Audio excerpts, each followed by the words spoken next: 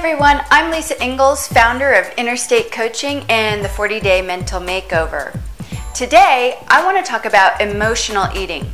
This is a huge subject, so what I'm going to cover here is really just a brief foundation of information that's going to help you understand what emotional eating is and what type of emotional eater you are. From my perspective as a health and wellness coach and consultant, emotional eating is this huge epidemic. In fact, a majority of people that I've coached around weight loss have had emotional eating issues. And if this isn't addressed, you'll find yourself in a self-defeating cycle of overeating and then dieting. And no matter how much willpower you have, emotional eating will always sabotage your efforts to get yourself under control. Because you see, most people think that being overweight is their problem, but really that's just the symptom of emotional eating. If you've ever heard the saying, "What's eating you?" you'll begin to get a sense of what emotional eating is. It's eating to suppress or soothe emotions like anger, stress, fear, boredom, sadness, loneliness. So when eating becomes a strategy for coping with emotions, it dramatically impacts a person's quality of life. They feel trapped in a cycle that leads to feeling guilt and shame from overeating, and then they beat themselves up for getting off track, and then they overeat again. So, are you an emotional eater?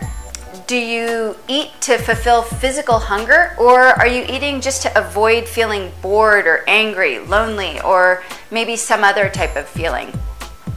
Do you feel guilty or ashamed after you eat?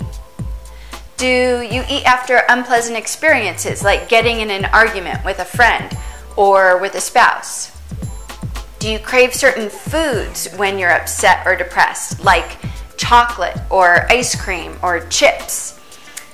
Does eating make you feel better when you're focused on problems or when you're focused on what's not going right in your life? Answering yes to any of these questions may indicate that you're an emotional eater, and there are several different types of situations that could absolutely trigger you. Social overeating happens when we're around other people and we eat so that we feel like we fit in. Emotional overeating happens as a response to an emotion in order to fill a void. Situational overeating occurs because there's some type of opportunity to eat, like you're walking by a bakery and you smell these great cinnamon rolls, or you find yourself in this habit of eating during certain activities like watching TV or going to the movies. Thought patterns and limiting beliefs can also trigger emotional eating. Negative self-worth or low self-esteem are patterns of thought that sabotage any efforts to eat in a healthy way. And then finally, we eat in response to physiological cues. In fact, there's scientific evidence that tells us that the chemistry of our brain can affect our eating patterns.